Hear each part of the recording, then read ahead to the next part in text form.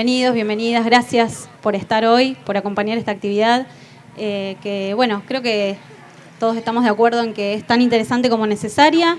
Se trata de la presentación de un libro, pero va mucho más allá de eso. Y bueno, vamos a charlar un poco, vamos a presentar algunas imágenes y después vamos a abrir preguntas para quien quiera conversar. Hola, buenas tardes. Ya me presentaron, les repito, hola, ¿cómo te va?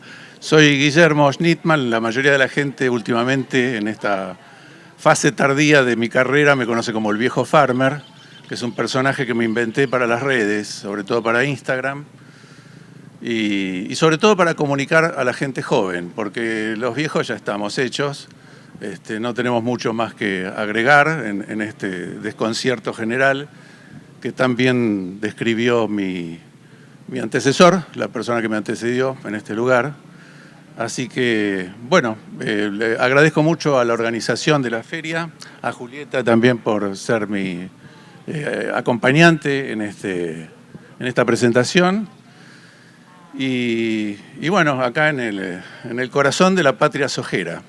Y les voy a hablar de un libro que acaba de salir, que es el libro de la huerta. Soy uno de los 12 autores, pero antes les quería hablar un poquito de este gráfico, que ustedes dirán, ¿pero qué tiene que ver esto con un libro de huerta? Para mí tiene mucho que ver, porque el libro de la huerta se inscribe en un contexto muy especial. Si bien es un manual de huerta, estamos en un contexto especial. En la primera parte del libro describimos esa situación actual, la necesidad de rescatar y de adoptar herramientas de autonomía alimentaria. Otros le dicen soberanía alimentaria, a mí me gusta más autonomía alimentaria. ¿Por qué? Porque estamos entrando en un periodo en el que la biosfera, que es la parte viva de la Tierra, pierde su estabilidad de los últimos 10.000 años.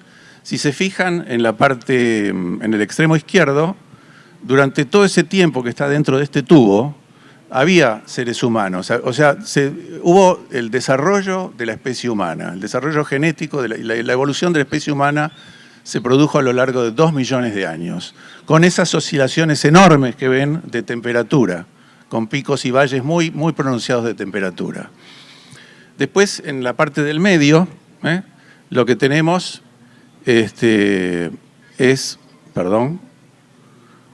son ya oscilaciones menores. Hay una gran glaciación, que es esta parte, donde ya había seres humanos que eran prácticamente iguales a nosotros, hace unos 20.000 años. En realidad, seres humanos iguales a nosotros hay hace 200.000 años.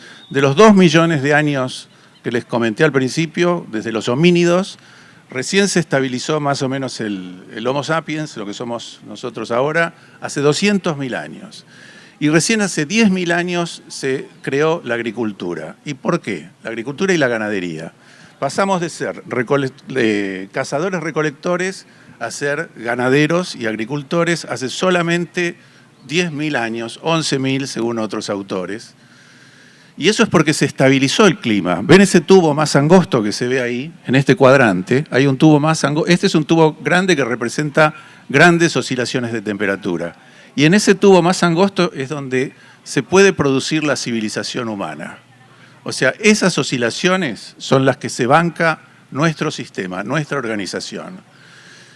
Y por un montón de motivos que no vienen al caso, que les podría explicar, pero no son el corazón de un libro de huerta, sino que tienen que ver más que nada con mi otro gran tema, que es el cambio climático, por un montón de razones nos estamos saliendo de ese tubo de clima estable, de clima favorable, amigable, propicio para la agricultura. Y nos estamos saliendo, o sea, la Tierra está hoy más caliente que nunca antes en los últimos 10.000 años. Si ven ese puntito que dice 1.2 y lo comparan para atrás, fíjense hasta dónde hay que irse para encontrar una temperatura similar. Y eso se debe principalmente a las emisiones de gases de efecto invernadero provenientes de los combustibles fósiles, que están íntimamente ligadas a nuestro sistema de producción y consumo. Y en particular al consumo de una pequeña franja de la población. O sea, una persona que vive en un país pobre de África no contamina ni produce el mismo efecto de invernadero que una persona que vive en Estados Unidos. Y tengo un amigo, Jorge Viale, que siempre dice, Enrique Viale, que siempre dice que si todo el mundo consumiera lo mismo que los estadounidenses, necesitaríamos 6 planetas para bancar ese consumo, ese hiperconsumo. O sea que estamos con un metabolismo muy acelerado como habitantes de la Tierra. Y no estamos preparados para vivir en un planeta tan caliente, ni nosotros, ni nuestros cultivos, ni la mayor parte de los seres vivos, ni tampoco la infraestructura energética en particular.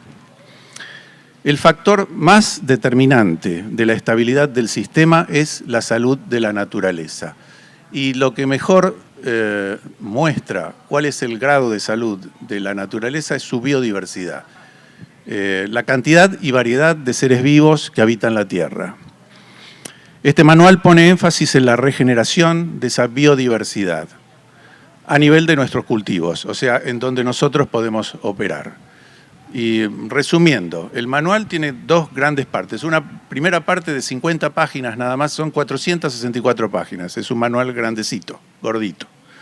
Las primeras 50 están dedicadas a explicar este contexto. O sea que vamos a pasar dentro de un rato al manual en sí mismo. Bueno, disculpen que tengo como un doble comando acá, a ver si la invoco. Sí, bien. Antes dijimos que la causa principal del calentamiento global es la emisión de dióxido de carbono y otros gases de invernadero. Lo que no sabe todo el mundo es que la mitad de los gases de invernadero la genera el complejo agroindustrial de producción y distribución de alimentos. La mayoría de la gente cree que es un producto de los autos, de la industria, de las grandes chimeneas. No. Nuestra actividad agrícola es responsable, no solamente la actividad agrícola, sino la distribución, el hecho de traer fertilizantes de un lado a otro, de mandar la soja de acá al otro lado del mundo. Todo eso es un gran gasto energético que explica el 50% de las emisiones que están pegadas, íntimamente ligadas al aumento de la temperatura global. Y en este sentido es que las agriculturas alternativas o ecológicas, que es de lo que trata el libro, proponen un paradigma totalmente distinto al de la agricultura convencional. Y algunos creemos que esos paradigmas deben abarcar también lo social, no solamente lo técnico, en especial en cuanto al sistema de producción y consumo, que es muy desigual. O sea, no todos producimos ni consumimos lo mismo, la misma cantidad y la misma variedad. Esto forma parte de los cambios que deberemos adoptar si queremos que la Tierra siga siendo habitable, que siga siendo nuestro hogar.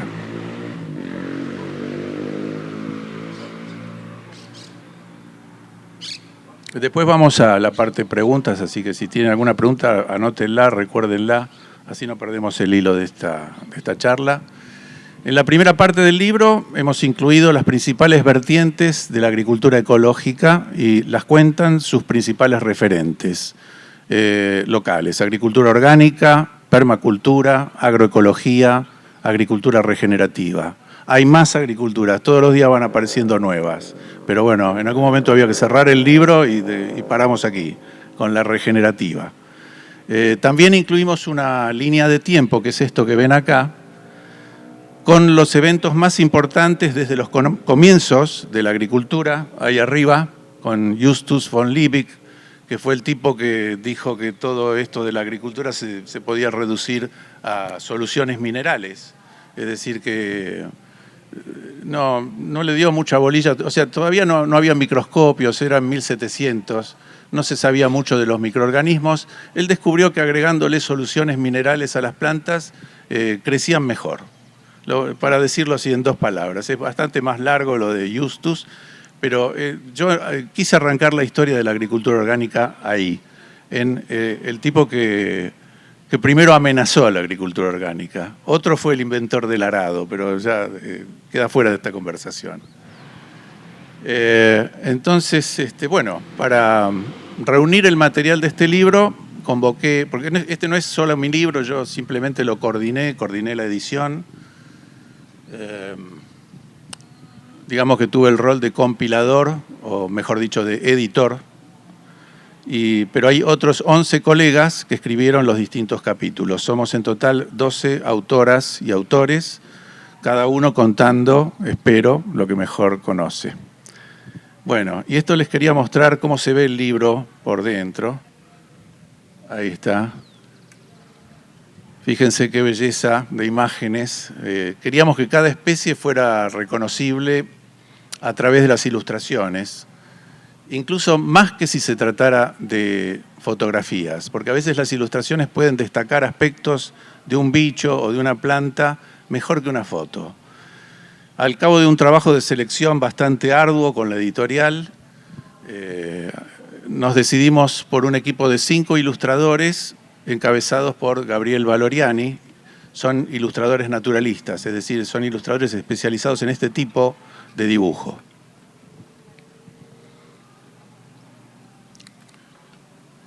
Pero bueno, para los que no me conocen, se imaginarán que este libro no surgió de la nada, no nació de un repollo. Tiene una historia que empieza en un campo semi-abandonado cerca de Ranchos, provincia de Buenos Aires, en los años 70. Ahí me fui a vivir con mi compañera que está acá hoy. Todavía somos de esas raras parejas que siguen juntos a pesar de los años. Recién recibido de veterinaria. Yo soy veterinario, no soy agrónomo. Tal vez si fuera agrónomo no hubiera hecho nada de esto que van a ver. Yo soy veterinario. Y recién recibido me fui a vivir al campo con mi compañera y 2 hijos pequeños. Estos 2 que ven ahí ya tienen más de 40 años los 2. Seguimos. Bueno.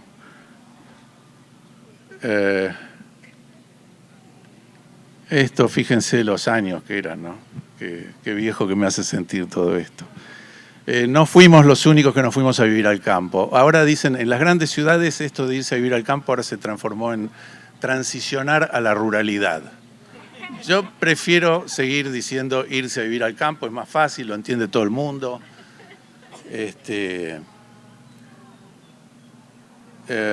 Bueno, esto fue hacia fines de los 70, esto ya es un poquito más adelante, en el año 87 hicimos esta reunión en el Bolsón.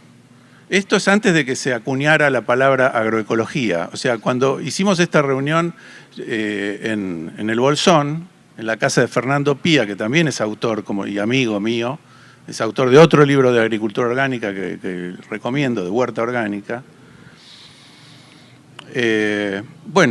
Hubo una diáspora en esos años de jóvenes que nos íbamos de la ciudad. O sea, yo soy un personaje de ciudad, criado en la ciudad, educado en la ciudad, pero que emigré al campo. En Estados Unidos a estos les dicen urban farmers. Acá nosotros preferíamos decirle neorurales. O sea, no somos originarios del campo, sino que mis padres sí eran, pero se vinieron de muy chiquitos a la ciudad y yo me volví al campo. Pero no fui el único, ahí está, esta foto lo demuestra. Muchos se fueron a El Bolsón, otros a Epuyén, otros a San Marcos Sierras, otros a Marcos Paz y así, y otros lugares. Bueno, y la historia un poquito del libro. A mediados de los 80, ya vamos avanzando, no se pongan ansiosos, ya vamos a llegar. Un grupo de huerteros y agricultores nos reunimos para formar el CENECOS, Centro de Estudio de Cultivos Orgánicos. Fue la primera organización dedicada al tema orgánico, o que hoy es mucho más popular decir agroecología.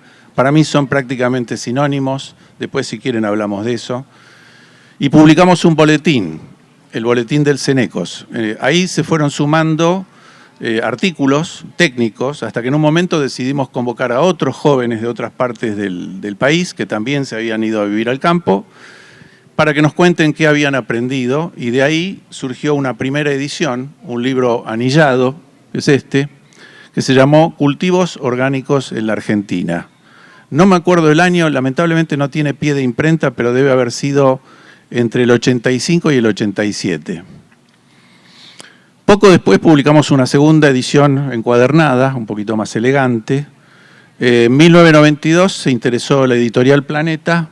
Hoy recién me trajeron un libro de Planeta, ahí está, el libro verde. Y después Bueno, a ese lo llamamos agricultura orgánica, experiencias de cultivo ecológico en la Argentina. Y este libro que les vengo a presentar hoy es un descendiente de muy lejano. Yo digo que escribo un libro cada 30 años más o menos, pero bueno, ya no sé el próximo cuándo lo podré escribir. Bueno, y acá esta es que, no sé, celebrando con el enemigo un poquito. En 1993, lo conocen al muchacho del medio, ¿no? Bueno. El otro es un socio mío, Alfredo Villegas Oromí, con el cual habíamos hecho un emprendimiento para exportar carne orgánica certificada a Europa. Y bueno, me dieron el primer premio al emprendedor agropecuario por el trabajo que habíamos hecho en el campo que les conté antes de ranchos. Esa fue la primera vez y creo que la última vez que el establishment agropecuario reconocía un proyecto agroecológico. Hoy me parece que el establishment agropecuario preferiría que la agroecología no existiera y hasta el INTA creo que ha prohibido mencionar la palabra agroecología y está desactivando todo aquello que tiene que ver con prohuerta y con ecología. O sea, se está volcando absolutamente a la agricultura que nosotros llamamos convencional, por oposición a las agriculturas alternativas. Vamos a sacarlo al muchacho ahora, un poco. Ahí está. Bueno, acá hay un paisano, no sé quiénes son de Santa Fe acá, ¿todos? Bueno, a este lo conocen, ¿no? Bueno, santafesino ilustre. Y amigo personal, sí, de Cañada Rosquín, y amigo personal mío, que nos vino en 1998, me tocó presidir en Mar del Plata el Congreso de IFOAM. IFOAM es la Federación Internacional de Movimientos de Agricultura Orgánica. Ahí la conocí a la doctora Vandana Shiva, que escribió uno de los prólogos de este libro. El otro es de Miguel Altieri, no sé si lo conocen a Miguel Altieri, ¿saben quién es? Miguel Altieri es el mayor referente, para mí por lo menos, es el mayor referente académico de la agroecología. Es el tipo que puso en boga la palabra agroecología, que antes era desconocida. En aquel congreso también firmamos, eso es lo que estamos haciendo en la foto, con Vandana, con León Gieco y con 600 productores orgánicos de todo el mundo, la primera declaración antitransgénicos. No sirvió de mucho. Pero bueno, como todas las declaraciones, hay que ir con cosas más fuertes que declaraciones, ¿no? Y en todos estos años, la idea no es hablar de mí, simplemente saber un poquito de dónde parte esto, porque si no parece que esto surgió de la nada. Ya no vamos a hablar más de mí, vamos a terminar esta parte diciendo que todos estos años siempre me las arreglé para tener mi propia huerta. Y al día de hoy ya llevo más de 45 años compartiendo experiencias a través de publicaciones, libros, talleres, clases de posgrado. Y en la actualidad, a través del viejo que les mencioné antes, el viejo farmer, que es un personaje de Instagram. Es el Guillermo Bueno, le digo yo. Bueno, acá sí ya nos metemos de cabeza en el libro. La primera parte, entonces dijimos, era un marco conceptual, en donde se inscribe todo lo que sigue. Y ahora vamos a la segunda parte que se llama el suelo viviente, que es donde empieza el manual propiamente dicho. Partimos del suelo, ponemos el foco en la estructura y en especial en la bioestructura del suelo, que depende mucho de los organismos que lo habitan, como ser estos que están acá. Y de paso quiero que vean las ilustraciones porque a mí me encantan. La foto no está en el libro, las ilustraciones sí. Vamos a más ilustraciones. A ver, acá está. Las plantas indicadoras. Las plantas indicadoras son plantas espontáneas que nos hablan de la vocación de los distintos tipos de suelo. En medicina veterinaria, en medicina humana, tenemos una máxima que es la primera sin tocar. ¿Qué quiere decir? Que nosotros no tenemos que alterar nada, que el primer sentido que tenemos que utilizar es la vista. Tenemos que ver al paciente. En este caso, llegamos a un campo, a un predio, a un lugar donde queremos instalar una huerta y lo primero que tenemos que hacer es ver la flora espontánea, qué es lo que está creciendo ahí en forma espontánea, y eso nos habla mucho. Hay un capítulo entero en el libro donde hay suelos modificados, suelos fértiles, bajos salinos y las plantas que crecen, y ese es el único capítulo que está ilustrado a todo color. Por motivos económicos yo hubiera ilustrado todo el libro a todo color, pero bueno, nos dio el cuero para este capítulo que es para mí muy importante que se reconocieran estas plantas. Después vamos acá, en la tercera parte vemos cómo reciclar eficientemente los desechos, aprendemos los distintos tipos de compost, no hay una sola forma de hacer compost, hay varias. Vamos a la siguiente, vamos rapidito porque después queremos hablar un poco con Julieta y queremos escuchar sus preguntas si las hay. Bueno, en esta tercera parte también nos ocupamos del mulch o acolchado, ahí arriba y acá se ven los efectos del mulch. Y después damos algunos consejos prácticos para la implantación y el manejo de abonos verdes y praderas, que sirven, entre otras cosas, para generar biomasa. Estoy resumiendo todo muchísimo, en el libro todo esto está desarrollado. Esta sección termina con una descripción que no la van a encontrar en otros libros, de todos los productos naturales permitidos en agricultura orgánica y en agroecología.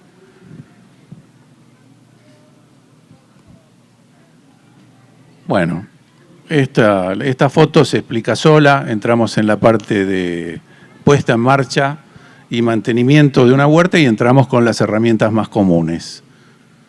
Vamos a seguir rapidito. Acá esta sección, ya no pasó, ahí va.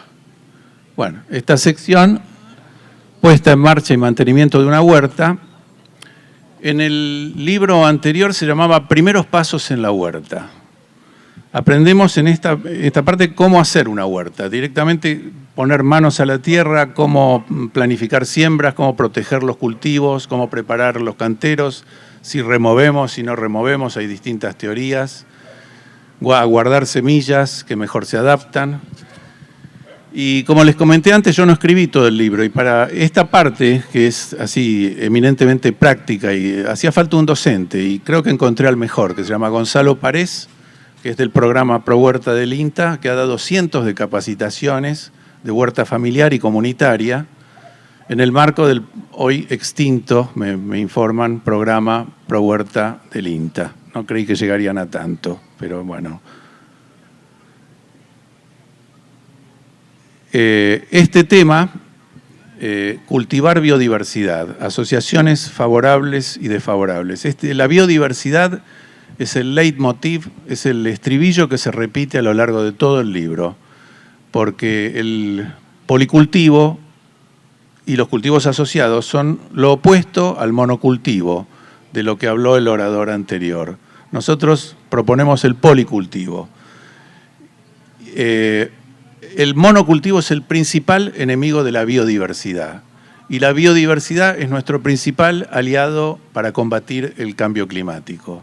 Por eso es que promovemos este tipo de cultivo.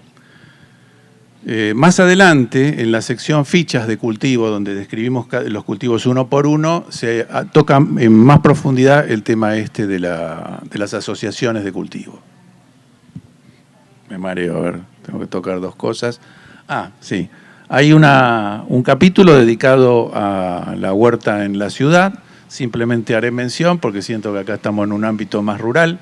Esto es, pero bueno, la idea era que toda la gente se interesara por el libro, aún los que viven en la ciudad, y que se interesaran también por emigrar, por irse a la ruralidad en algún momento, por transicionar a la ruralidad. Pero para eso primero es bueno que aprendan a cultivar, aunque sea en maceta.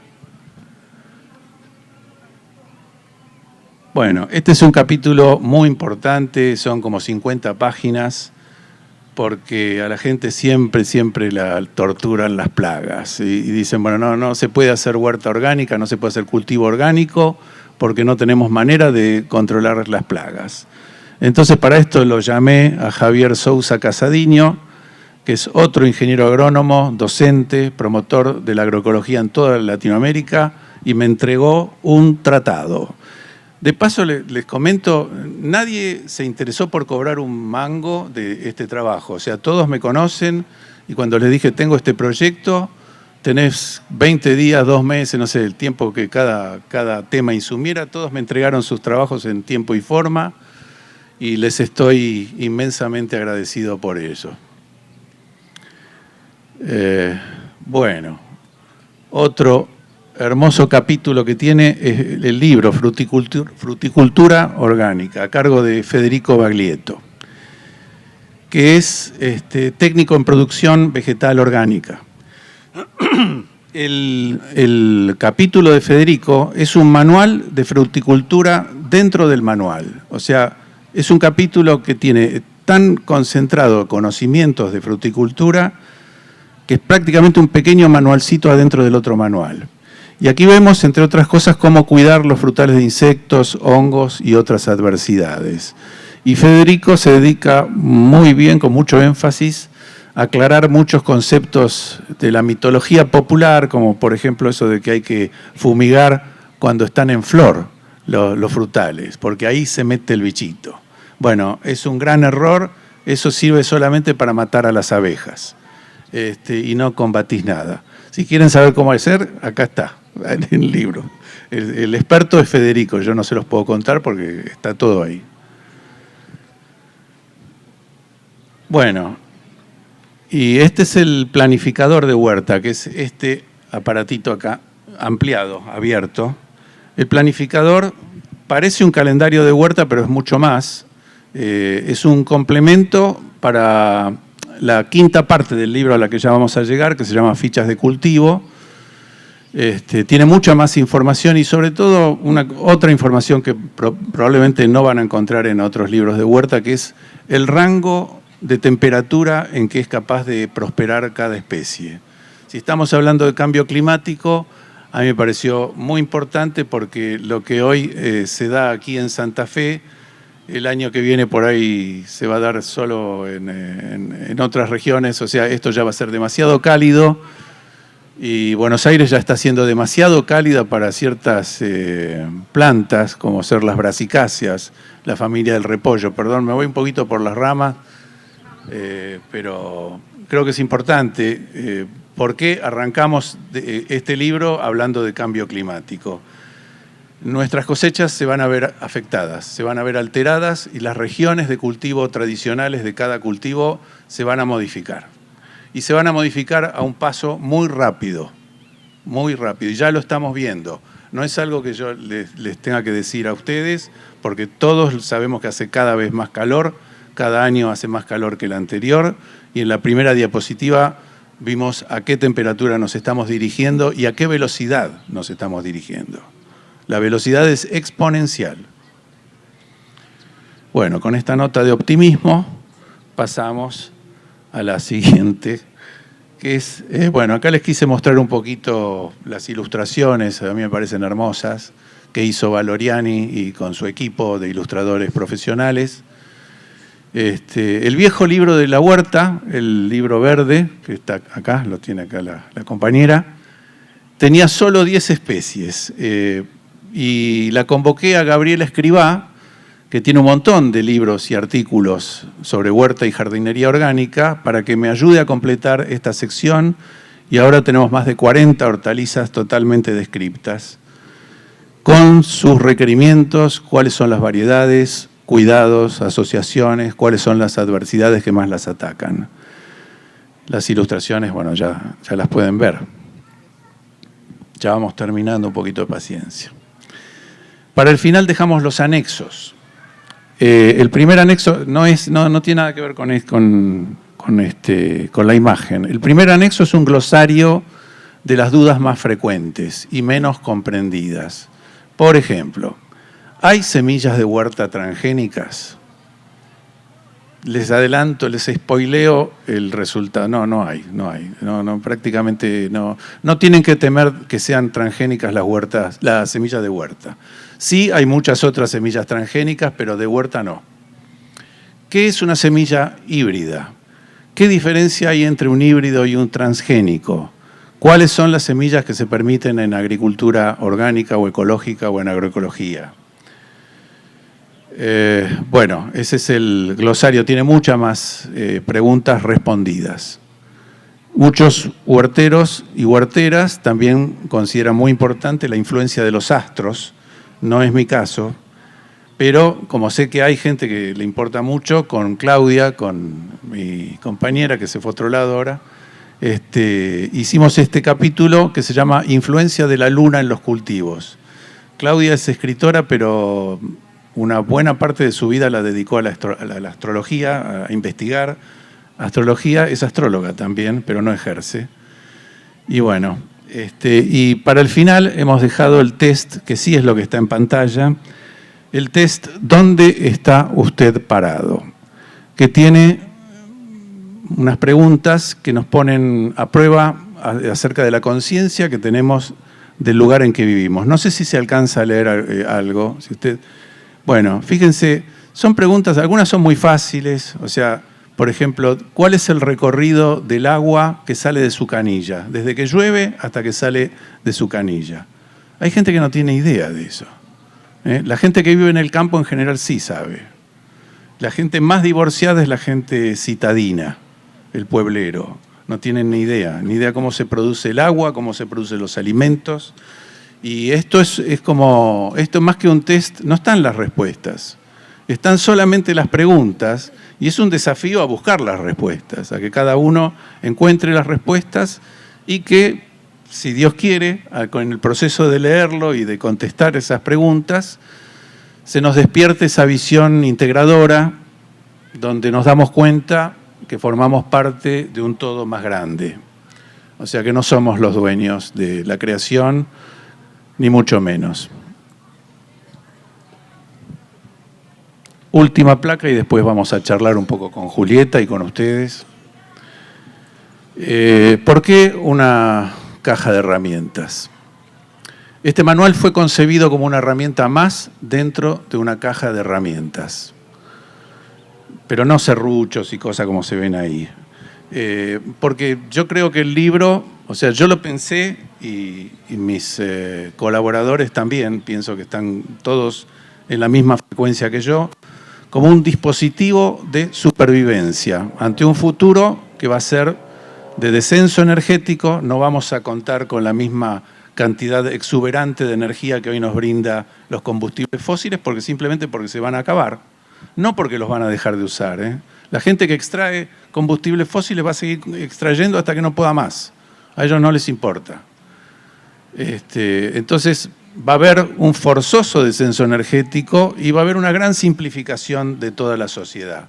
Esto no es Nostradamus, esto es de ciencia, o sea, es la ciencia la que dice esto, no videntes que ven el futuro. Entonces precisamos un juego de herramientas que contenga oficios, habilidades básicas, como hacer ropa, como reparar cosas en vez de comprar cosas nuevas. Tenemos que aprender a construir casas bioclimáticas. Tenemos que captar y almacenar agua. Todas cosas que hemos ido perdiendo porque nos las ha ido proveyendo el sistema. Y el sistema, disculpen que se los diga así crudamente, va a colapsar por todo lo que veníamos diciendo antes. Y ya para cerrar este bloque, les quiero leer un párrafo del prólogo de Vandana Shiva, que es una activista internacional, tal vez muchos la conocen, si no el currículum es impresionante, el currículum de Vandana, y el honor que siento de que Vandana me haya hecho el primer prólogo para mi libro. Y dice: en la horticultura nos unimos a la tierra, nos unimos a través de nuestros corazones, de nuestras manos, de nuestras cabezas. La separación ilusoria entre nosotros y la tierra, entre nosotros y el resto de la humanidad, se disuelve. En la huerta cultivamos biodiversidad, cultivamos nuestra familia de la tierra, cultivamos vida, cultivamos libertad, cultivamos cuidado. En las pequeñas huertas crece el futuro de la humanidad. Y bueno, y con esto cierro este bloque. Les agradezco mucho la atención y ahora pasamos a charlar un poquito con Julieta. Muchas gracias. Gracias.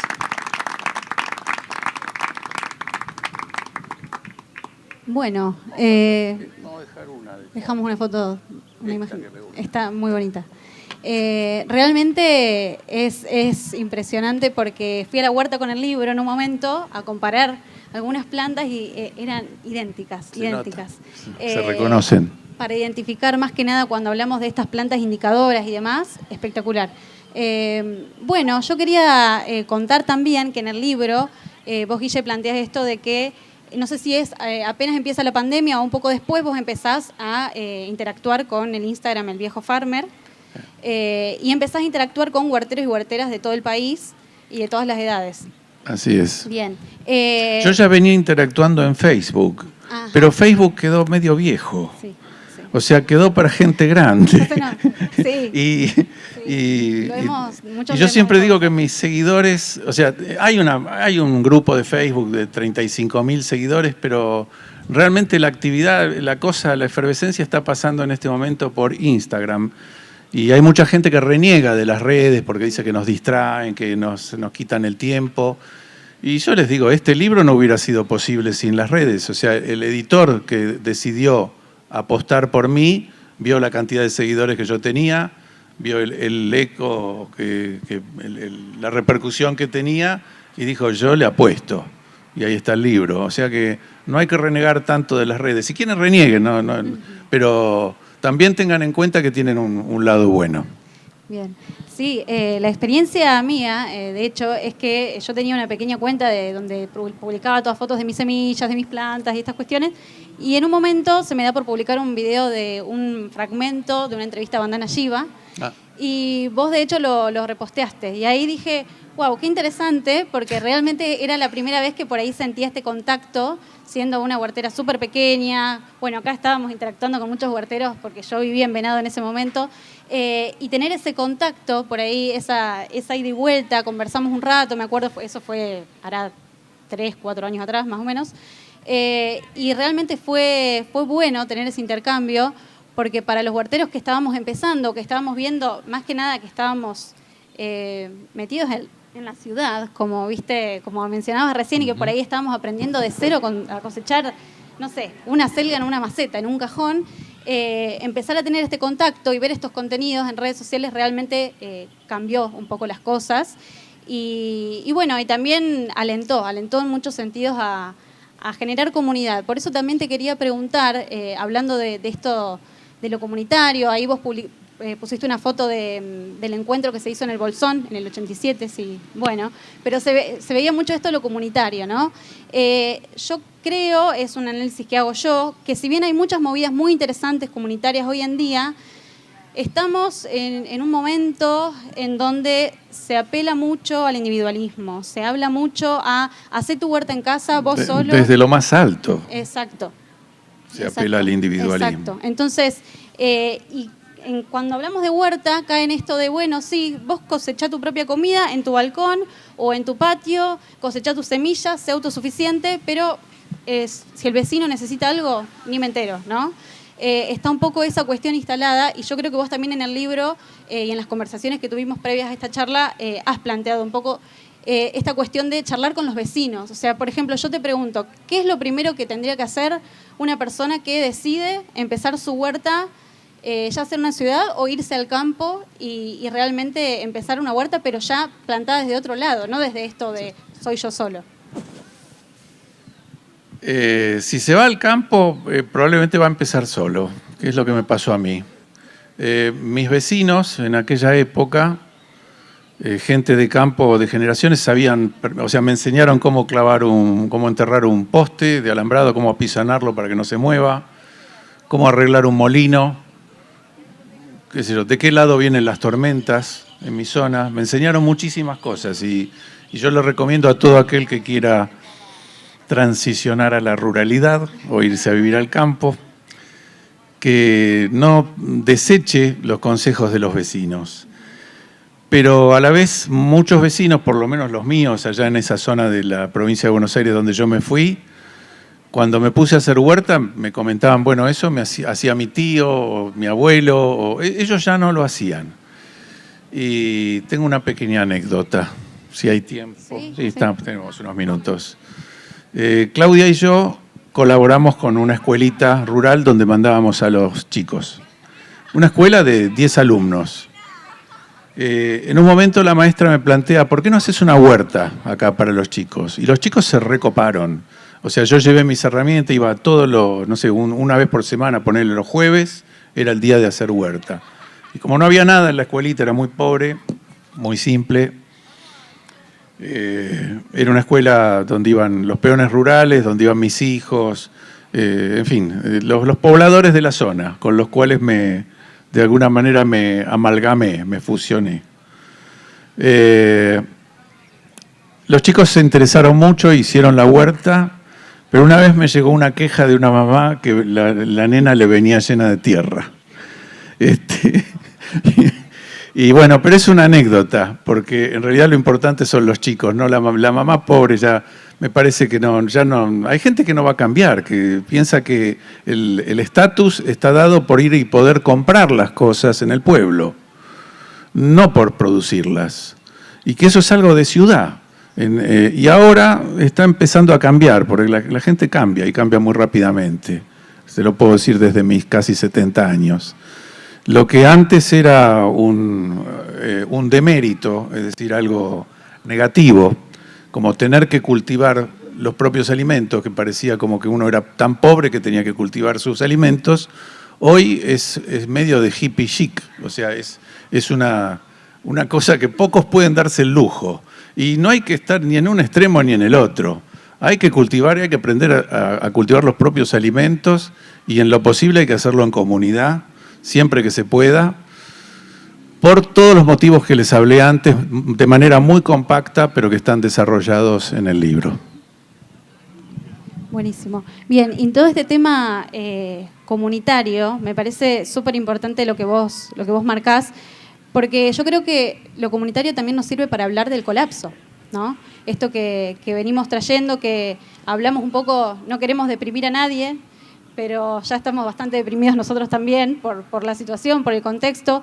Y creo que una de las patas importantes en las que nos tenemos que parar para salir un poco de este aturdimiento es juntarnos a hablar de lo que está pasando, ¿no? No solo hacer huerta juntos, sino también tener un momento para charlar a dónde vamos, qué está pasando, ¿no? Porque quizás es muy dura la información, es fuerte, se nos viene encima, ya estamos viviendo los síntomas de este colapso, y me parece que esos encuentros comunitarios son lo que un poco nos van a ayudar por lo menos a no deprimirnos tanto. No sé cómo lo ves en ese sentido.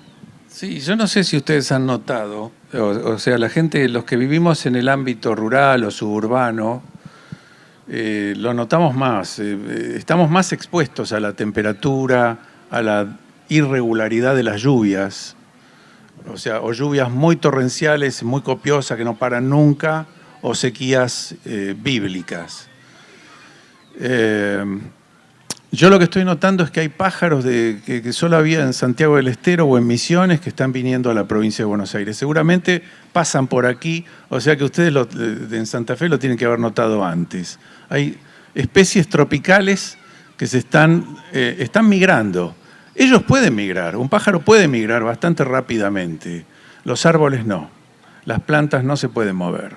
O sea que nos enfrentamos a un desafío muy grande, que no es el motivo de esta charla, perdóname Julieta, porque si no nos vamos realmente muy lejos, y da para hablar horas, y hay libros escritos y yo tengo compañeros y compañeras que tratan este tema muy bien, como Flavia Brofoni, que sacó un libro que se llama Colapso hace muy poquito, y que también me acompañó en la presentación de este libro. Y sí, es un tema serio y yo diría que es el más serio de todos los temas que podamos imaginar, porque es un desafío existencial. Está puesta en peligro nuestra propia existencia. Yo personalmente no creo que Homo sapiens vaya a desaparecer de la faz de la Tierra, pero sí que va a tener que hacer cambios muy grandes para poder sobrevivir en regiones muy acotadas de la Tierra. Ustedes fíjense que en esta época... ¿se acuerdan del gráfico? A ver si lo encuentro. El primero de todos. Ya vamos a llegar. A ver.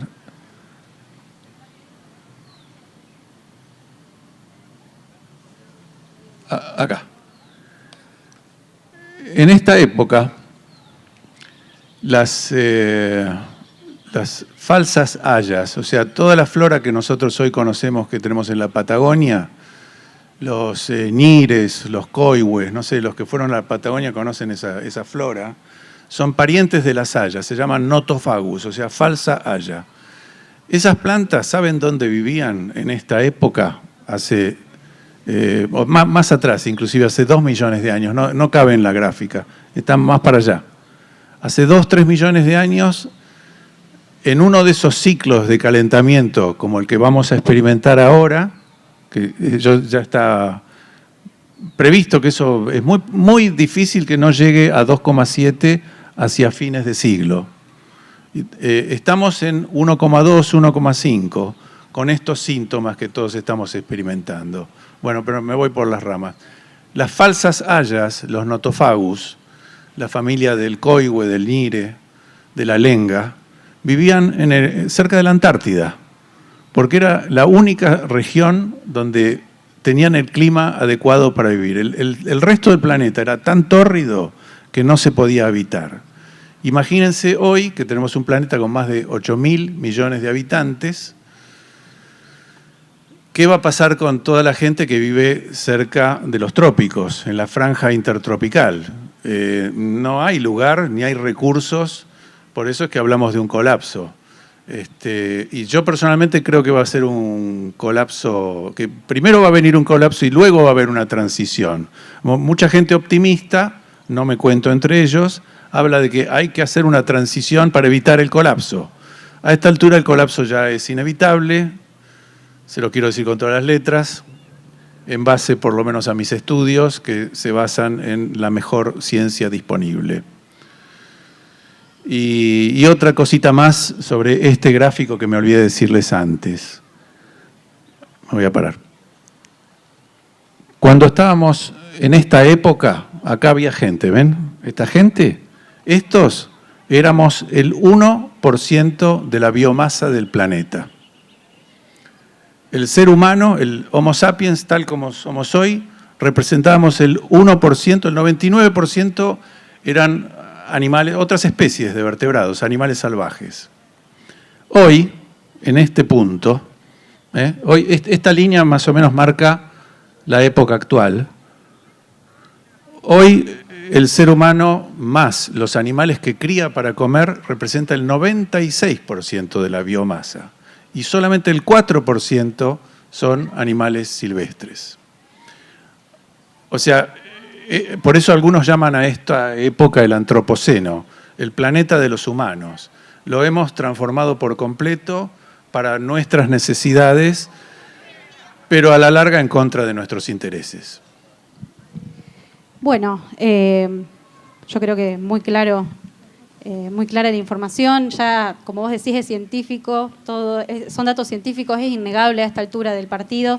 Y por eso también, volviendo al libro, la importancia de verlo como una herramienta, como vos decís, de supervivencia. No solamente como un libro de huerta que yo regalo para alguien que quiere empezar a sembrar una maceta. También, por supuesto, sí. pero no solamente.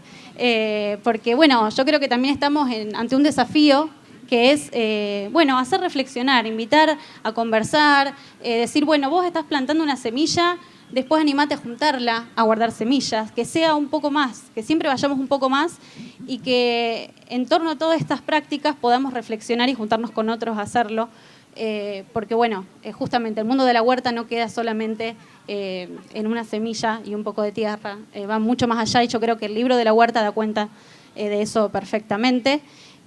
También la apuesta creo que es la que nos trae Vandana Shiva, que es prologuista de este libro, cuando dice que tenemos que apelar mucho al cuidado, tenemos que trabajar desde el cuidado de la tierra, el cuidado entre nosotros mismos, el cuidado de todos los seres, hasta los más minúsculos, ¿no? Y empezar un poco a ver cómo abandonar estas monoculturas de la mente relacionadas con los monocultivos y empezar a trabajar siempre desde la diversidad y promoviendo la diversidad que tan necesaria es para salir adelante. Así que Guille, no sé si tenés algo más para decir. Si yo ya dije todo, ya los deprimí lo suficiente. Gracias, simplemente muchas gracias por haberme tenido acá. Estoy muy contento de estar en Venado Tuerto, el corazón de la patria sojera. Y bueno, espero que... bueno, no hay ningún sojero cerca, evidentemente, porque si no ya hubiera dicho algo en contra. Estamos dispuestos a atajar, no hay problema. No le vamos a sacar a la jeringa, como dijo uno. ¿Alguna pregunta, comentario? Pregunta? Le damos un micrófono. Espera, uy, es el inalámbrico.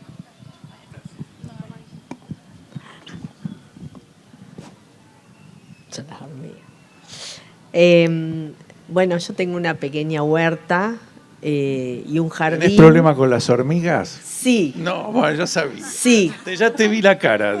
Sí. Ya hace 30 años que estoy en el mismo jardín y hace 3 años que tengo problemas con las hormigas, las grandes. ¿Qué puedo hacer? Mirá, ya hice de todo. Por empezar, comprar el manual. Ya lo compré. Bueno, ya lo compraste, leerlo. El segundo paso.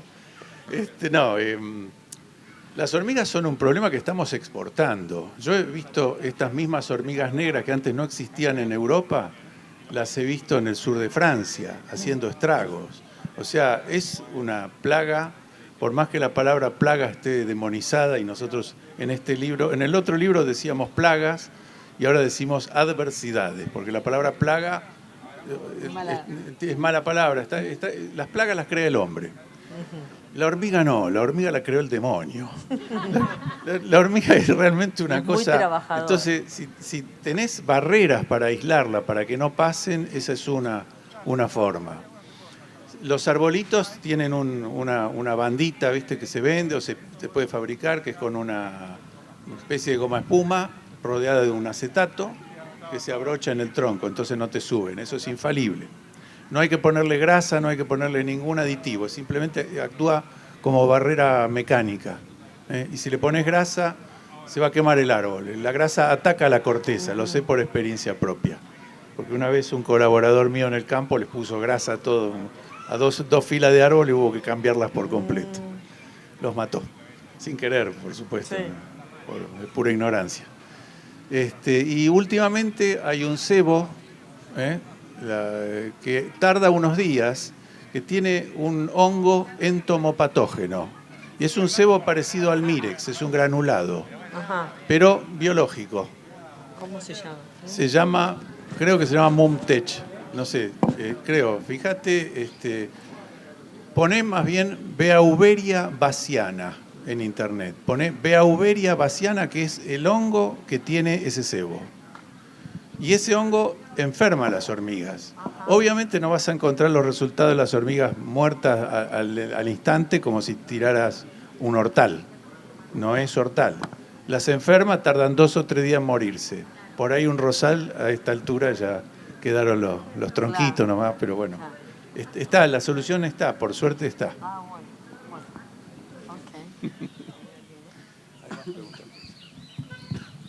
Hola, buenas tardes.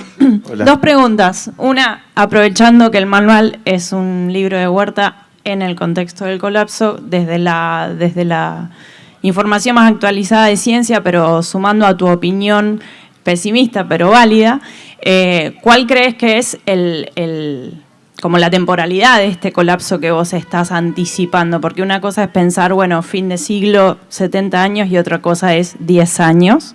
Eso por un lado. Y por otro lado, con respecto a esto de la huerta, si lo pensás como un manual de supervivencia de, bueno, colapsa todo y por lo menos con la huerta voy a salvarme a mí, a los que tenga cerca, o si ves o sea, hay una parte que no entendí, que es cuando decías que la biodiversidad es una manera de poder hacer frente a este colapso. Si pensás que desde la huerta y la biodiversidad se puede paliar como todo este proceso si lo hiciéramos a gran escala. Es como dije en la última placa o en la anteúltima, es una herramienta.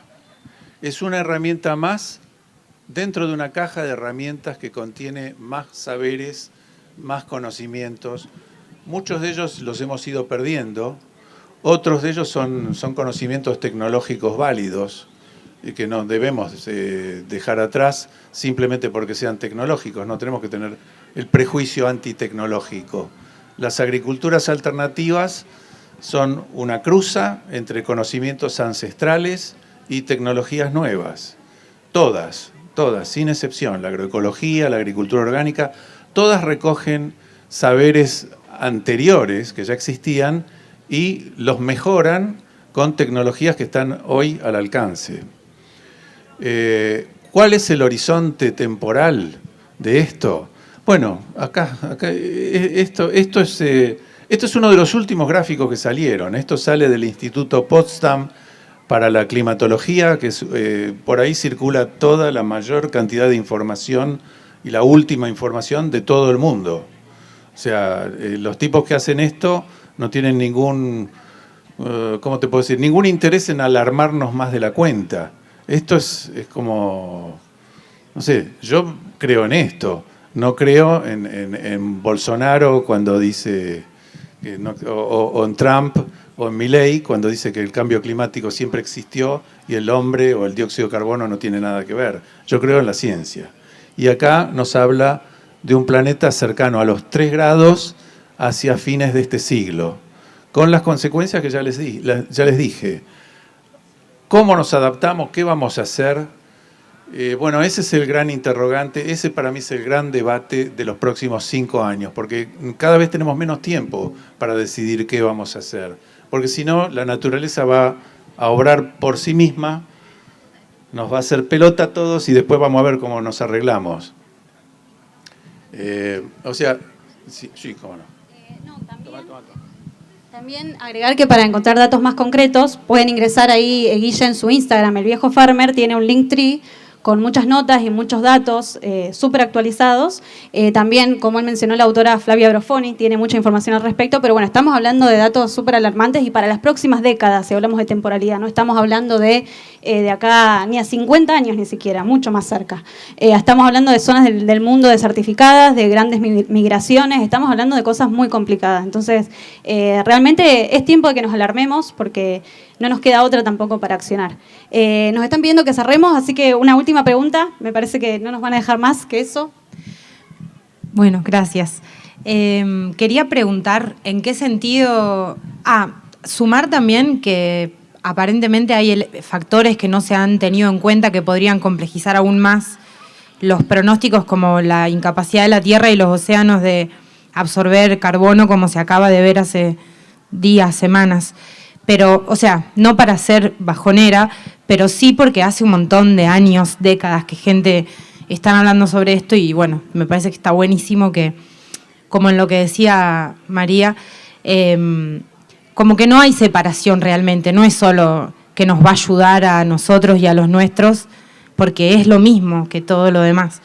Y la pregunta... Estamos todos en el mismo barco. Eso.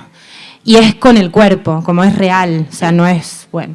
Mi pregunta va sobre por qué vos preferís considerar o hablar de autonomía alimentaria en lugar de soberanía, si es que querés responderlo. Está bien. A mí, por ahí yo me equivoco, ¿no? Pero para mí la soberanía remite a fronteras nacionales. Y la autonomía, yo la saqué de una lideresa mapuche, que siempre me olvido el nombre, Moira Millán. Ella habla de, a mí me gustó la definición de ella, de autonomía alimentaria, porque ¿cuáles son las fronteras nacionales de ellos? Las fronteras nacionales son algo que inventamos nosotros, los blancos, cuando vinimos a colonizar el territorio de ellos. Entonces, preferí adoptar el término de ella que me parece mucho más abarcativo. Soberanía remite a límites. Yo creo que con este colapso que se viene no van a sobrevivir los límites. Ya tenemos extranjeros, ya tenemos a los norteamericanos codiciando, viendo qué van a hacer con nuestros recursos, lo dicen abiertamente. La generala Robertson, ahí tengo un artículo en mi Instagram, Richardson, perdón, gracias. habla de nuestros acuíferos, habla de nuestros recursos como si fueran de ellos. O sea que los están internacionalizando sin pedirnos permiso. Por eso no tiene medio gollete hablar de soberanía ya a esta altura. Porque se viene todo esto tan rápido que lo que vamos a tener que ir a los botes más bien. Y vamos a tener que agarrar esa caja de herramientas y usar todas las herramientas que tiene adentro. No sé si esto contesta o... ¿sí? ¿Tenemos tiempo para una última pregunta? ¿Puede ser? ¿Sí? ¿No? Ya nos dicen que no. Bueno, tenemos que cerrar. Después está abierta la conversación para seguir hablando. Bueno, muchas gracias a vos. Gracias, Guillermo. Gracias. Bueno, invitados a comprar el libro, una maravilla, asegurado. Así que...